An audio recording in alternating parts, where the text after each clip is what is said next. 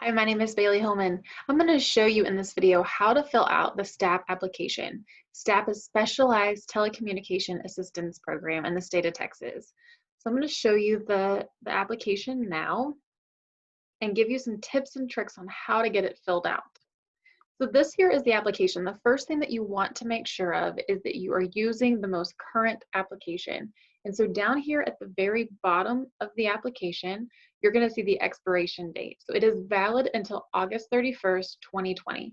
So you want to ensure that you're using the most up-to-date STAP application, because if you fill all of this out, get all of your signatures and send it in, and it's not the correct form, they will send it back without a voucher. So you want to make sure that you are filling out the correct form. So the first thing you want to do is fill out the top portions. The top portions I have highlighted are the most important pieces. So of course the first name and last name, which I have an example of myself in here, the applicant's address. So if they're living in a long-term care facility, it is okay to put the facility address. All right, so you can put the facility address. If they are in a nursing home or assisted living or anywhere that multiple people are going to be applying with the same address, you want to ensure that you put on there the room number. And so the room number there you see is 301P. The city, state, zip code. Telephone number is important. If you want to put the facility's general number, that would be fine. No driver's license needed. Definitely the birth date. All right. Email address, if you want to put your personal email address, not your personal, but your work email address, like yours instead of the residence, that would be fine. And then parent or legal guardian could be the power of attorney if the resident has a power of attorney. The rest of it can be left blank, and you can read all of this, and we've gone over this most likely together, so we know what we are signing for and what qualifications the applicant must meet in order to qualify for a telecommunication device. At the bottom of the first page, you're going to want the signature of either the applicant themselves, so the resident themselves can sign if they are able to cognitively. And then if it's the power of attorney or legal guardian, you would have the legal guardian sign here, and it must be an original signature. Okay? You cannot copy this. It has to be an original signature. So if the resident is not able to sign their full name, they can put an X. And if you read the instructions of the STAP application, it says they can put an X, but then someone has to witness it. So the witness has to sign as well as the resident if their signature is not legible. Then you print the name of the person who's signing, you date it, and then you put the relationship to the applicant.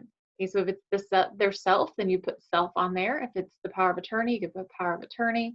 So whatever the relationship is of the person, of the applicant. So if it's the power of attorney, just put power of attorney there. I am going to say this date right here, this date, the date that the certifier is certifying have to be either on the same day, or the certifier cannot certify prior or before, okay, so prior to the person signing. Okay, so down at the bottom of the application, I will show you where a certifier has to certify saying that this person has a disability. The social worker or the speech therapist or whoever is certifying can't say, yes, they have a disability, and then the person fill out the application. So those dates need to be the same. Okay, so if you have them do it on August 1st, have the certifier also sign on August 1st or date it August 1st. So that's the first page of the application. Let's go on to the second page. So you have to provide a proof of residency. And I'm going to show you after this how to type out a proof of residency for those who are in long-term care.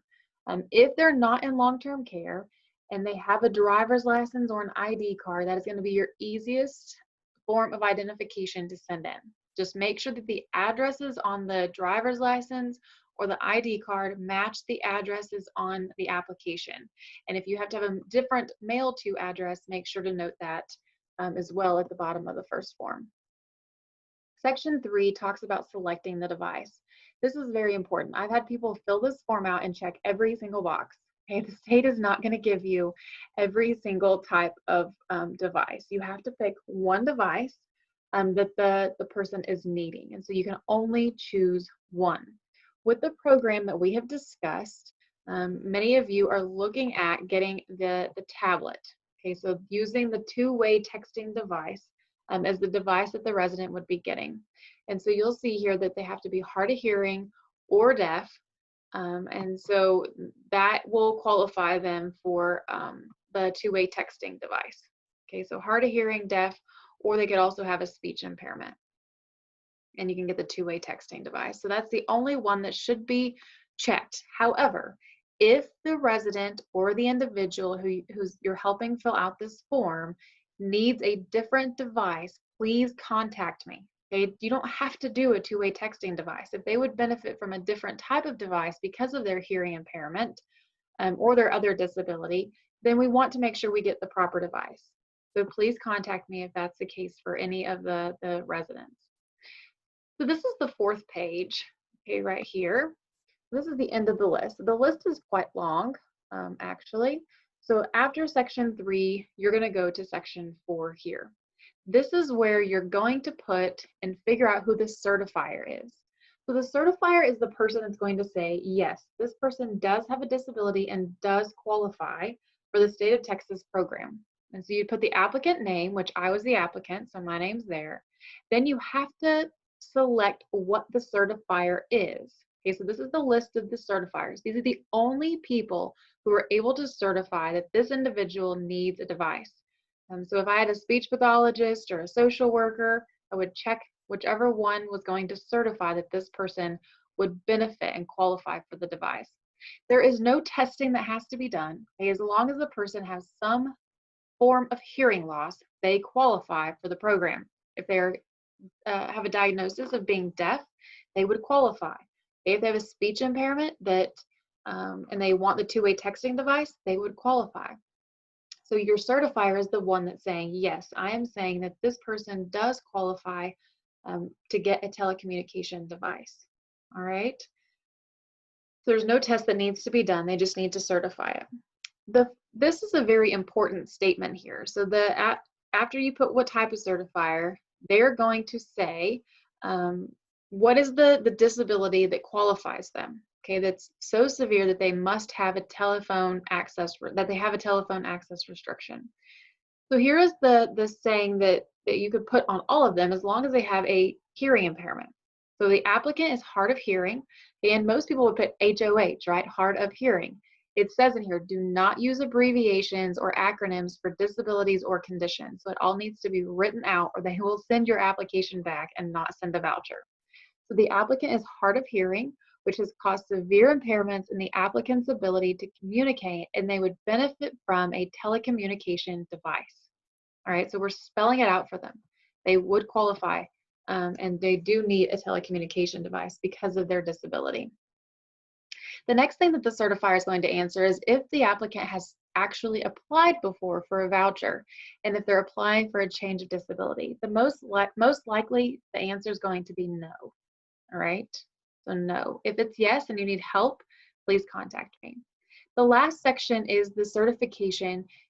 Basically, the certifier is reading through these things saying, yes, I completely agree that the person is eligible for this program. And they put their name, okay, the name of the business. So if it's a nursing home, you'd put the nursing home name, what their title is. Their title needs to match, saying that they are able to be a certifier. The certification or license number, so if they're a social worker, their social worker number. If they're a speech therapist, their speech therapy number. If they're a nurse, their nurse number, and their license number. The address of the facility or the business, the telephone number, the fax number, their email address, and then they must sign. Okay, again, it must be an original signature. On every document you fill out for this program, it must be an original signature. I cannot stress that enough. They will send your application back. It's not an original signature, and they will be able to tell. And then the date. Remember, this date needs to match the date that is on the front of the application, right here, the first page. Those two dates need to match. Okay, that is very, very important. So just to go back through some tips and highlights, the things that you want to make sure you remember. You want to remember to put the room number. Okay, you want to remember the room number. You want to make sure these are original signatures. The date on the front page needs to match the date on the last page. If the person is a legal guardian or a power of attorney, the best thing to do is to attach a copy of the power of attorney documentation if you have it. If you do not, you can send it in and see if it will go through. But you want to remember, okay, you have to remember whenever you fill these applications out, that signature, whoever signed this form is going to also have to sign the voucher when it comes in. It has to be the same signature. So we have a Excel spreadsheet that you're going to put all of this information on, so you remember that, oh, the son signed for this. Okay, so the resident can't sign for it on the voucher. The son has to sign the voucher as well. Okay, so the signatures have to match. This applicant legal guardian here has to match on the voucher once you get the vouchers in. Remember, only one device. Okay, only one device. This statement here is very important. Okay, the applicant's hard of hearing, okay, and telling that it's going to restrict their ability to use telecommunication devices. And then all of the certifier's information needs to be filled out with an original signature and the date matching the date on the first page. So very simple, right? It's very simple. You can get a good process going where you're filling all of these out if you want to type it out in the electronic format and then print them out and get all your signatures. It makes it very nice and clean, making sure that the people who are reviewing your application can read it and will certify it and send you back the voucher in order to return it and get the tablet. This is the proof of residence document. Okay, so you have to have this document in order that goes along with your application in order for you to get the voucher. Number one, it has to be on letterhead. Okay, this BH here on the top is the letterhead. That's my letterhead. So you have to have this on letterhead for the nursing home. The date, remember, needs to match the date on the application. So 8/1 is the date. You're going to say, to whom it may concern. The resident's name has been a resident of Hillman Nursing and Rehab at the address. Okay, so name the nursing home, put the address since their admission date. Okay, so this admission date is 7/6/2019. Sincerely, the administrator's name and date that must match.